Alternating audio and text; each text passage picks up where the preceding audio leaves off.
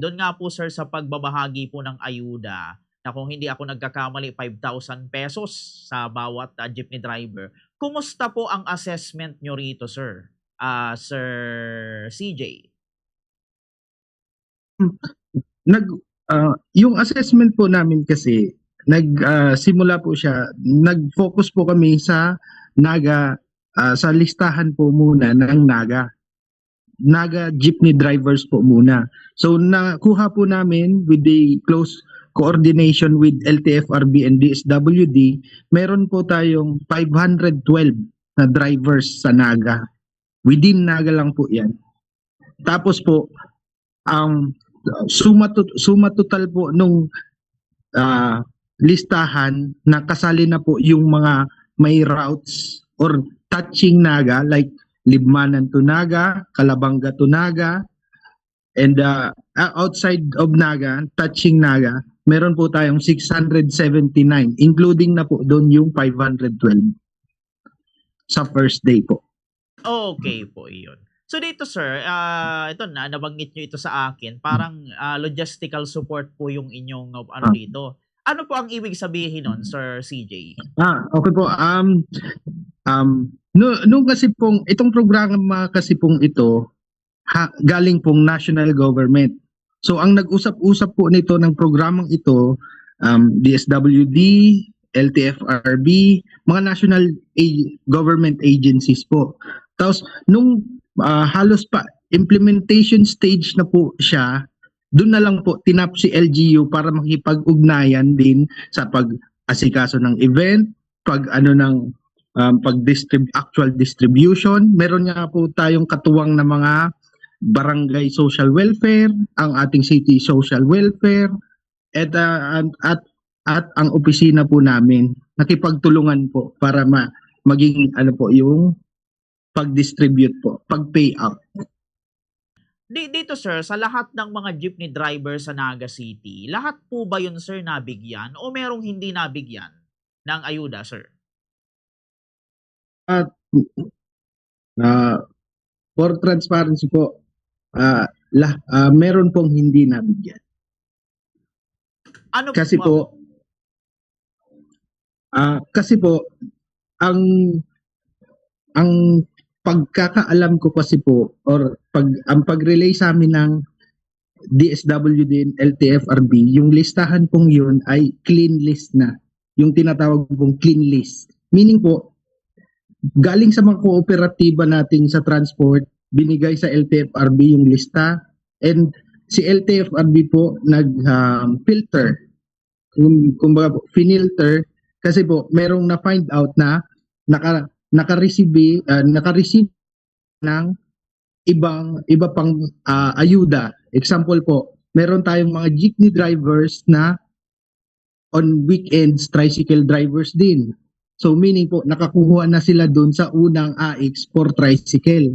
Meron po tayong member ng 4-piece na nakakakuha na po sila. And ang alam ko pa pong isang rason is parang may asawa or kapamilyang nagtatrabaho sa gobyerno. So hindi po yun, tinanggal po yun sa list. Yun po yung way nung sa LTFRB. Pero po meron din rason na kung bakit hindi naka-receive po ang mga drivers kasi nahuli po ang pagbigay ng lista sa LTFRB. March 18 po this year yung deadline, and meron pong mga kooperatiba na nag-submit beyond that po. March 18 nakalampas na po. So yun po.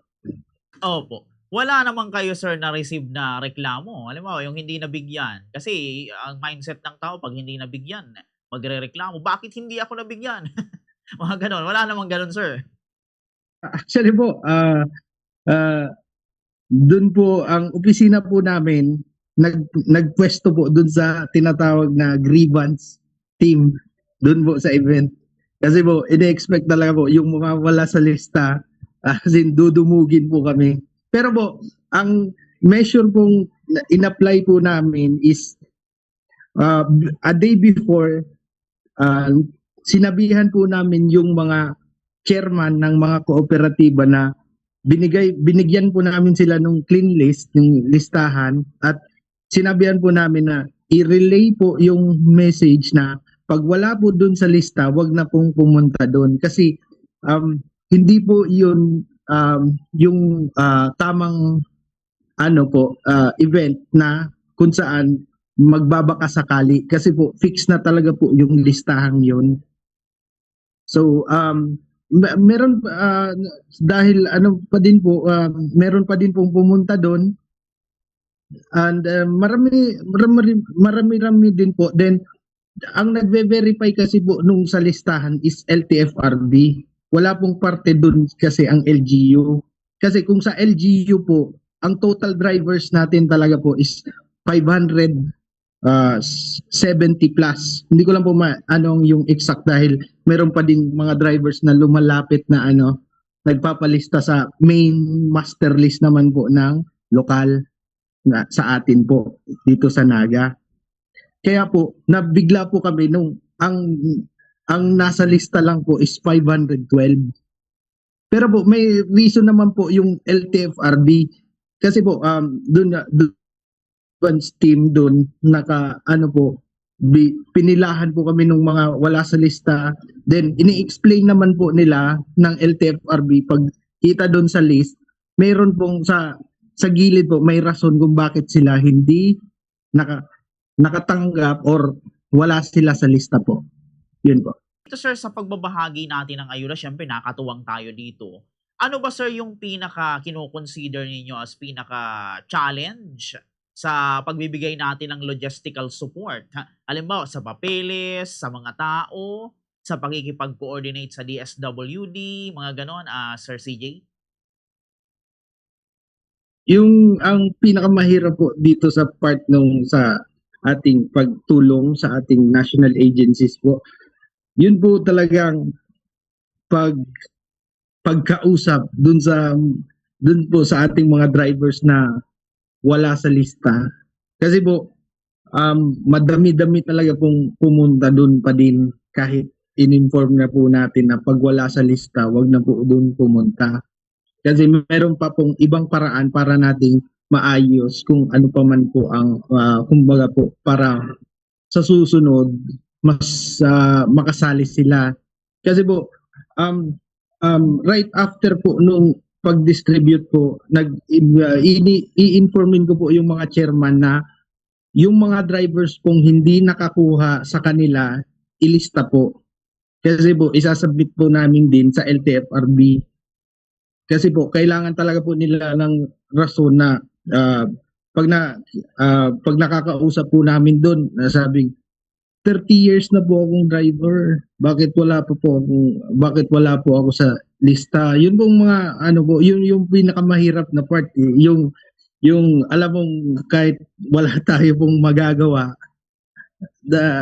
Pero pag nakakausap po natin, gusto natin tulungan. So kahit anong paraan po, yun yung medyo mahirap na part po dun sa part ng sa LGU po. Yung halos kung ang may control po is national agencies pero ang reklamo po napupunta sa LGU. Yun po yung medyo mahirap na part po. Okay po, iyon. Dito, sir, sa mga staff nyo naman na nag-asikaso, halimbawa, ng pila, ng validation, ng Xerox, kumusta sila, sir? Ilang oras ba silang nag-overtime para dito? Actually po, ang sa releasing po, halos mabilis lang din. Kasi po, halos before 1 p.m., patapos na po. Halos isa-isa na lang po. Ang nakakuha po sa first day is a total of 612 po out of 679. So pero po ang the second day po 492. Yun po yung tapos po yung mga ating mga staff po mabuti naman po kasi yun lang talaga pong simula, yun yung pong dinumog kami halos 7 a.m. in the morning po. Halos mapuno na po yung third floor ng Robinsons para lang sa dun sa pila. Pero po habang habang tumatagal po halos sa pagpapalapit yung noon, halos pakonti na lang po ng pakonti hanggang sa hapon, pa isa-isa na lang po. Then, yun po yung total, 612 po nakakuha sa first day out of 679. Opo, iyon. Doon Sir CJ sa ano, sa mga hindi pa nabigyan or sa mga hindi nabigyan, may ano pa ba doon sir? May remedy pa ba? Or may grievance process pa ba? May appeal, may second batch, o Hindi, sorry na lang, mga ganun. O pwede pa ba silang makatanggap, sir? wala naman pong way na parang mag-appeal or mag-reklamo. Kasi po, ang instruction po ng DSWD is any unclaimed payouts, yung hindi po nakakuha, hindi nakapunta, kasi meron po ako doon na note na meron na hospital na driver, hindi po ako personally, hindi pwedeng makakuha kasi na hospital, bawal kasi po doon sa ayon po sa DSWD, bawal daw po ang may representative or SPA. So, kinausap po namin yung sa DSWD, and any unclaimed daw po ay May 11, May 12, and May 13, pwede daw po kunin na lang sa satellite office po nila dun sa may Tabuk. At if I'm not mistaken po, sa Tabuk po, ito po. Yung pong DSWD sa Tabuk. Opo, iyon. So dito, Sir CJ, ano halimbawa lang naman, may driver na nagsabi, boundary driver lang ako pero wala akong ORCR kasi di akin yung jeep. Yun ba sir, disqualified na po ba yun sa ayuda? Yun nga po. Actually po, ang binasihan kay LTFRB na listahan is yun po sa ating kooperatiba or korporasyon. Yung pong, ang sistema kasi po sa LTFRB na ngayon, iisa na lang po ang prangkisa under cooperative or corporation. Kaya po hindi na po yung dating rule na individual pa po yung may-ari ng jeep, may-ari ng jeep. Yung may-ari pong jeep, member na po siya ng cooperative at ang nagmamanage po ng unit ay yung kooperatiba na. Kaya po, pagdating po dyan sa ORCR, the co-op itself po ang may records na ibibigay kay DSW through LTFRB, ibibigay kay DSWD. So ang pagdating na lang po doon, ang kailangan na lang talaga po ng ating mga drivers ay yung mga lisensya po nila. Yung lisensya lang po. And photocopy po. Yun lang po. Opo, so ibig sabihin pala sir, pag walang lisensya, hindi nyo bibigyan kahit legit pang driver ito. Opo. Yun kasi po yung pag-confirmation po doon. Kasi meron tayo, aside from LTFRB, inimbitahan po natin ng LTO. May tao din po silang pinadala for confirmation na totoo ba tong driver's license na to. Kung ano pa man po, ang restrictions po ba nito, pang jeep talaga. Yun po yung consider po. Kaya complete naman po ang coordination with other agencies po talaga. Yan po. Paano kung irason sir, nakakalimutan ko kasi sa bahay, mga gano'n. Hindi yung yung ganong reason sir. Yun po, sinasabihan mo talaga, sinasabihan namin po na balik na lang isa. Kasi mo importante yung lisensya talaga po. Opo, iyon. Ito pa, Sir CJ, kasi may mga driver din na nagsasabi nito. Sabi nila, may pera naman yung DSWD. Bakit hindi na lang daw po i-GCash yung ayuda? Bakit kailangan pa daw dumaan sa co-op, Sir CJ? Doon po sa side na po yun, sa totoo lang po, hindi ko na masasagot po. Kasi ang decision making talaga po, pagdating doon sa ayuda itself is DSWD po. Programa po nila yon. Pero ang alam ko po, sa pagkakaalam ko lang po, ang ating kasi po dito sa ating mga jeepney drivers, hindi pa po sanay doon sa GCash payments. Meron po tayong mas madami pa din po yung drivers na ang alam talaga po is kuha ng bayad, And yun talaga po, physical money. Hindi pa po sila sanay dun sa GCash payments. Kaya nga po, dun po sa LTFRB, meron din po silang programa na fuel subsidy ng LTFRB. Tapos po, ang kinukuha po nila ng GCash. Tapos po, na-find out po doon na maraming drivers ang hindi nakakasubmit dahil ang problema po is wala daw po silang GCash.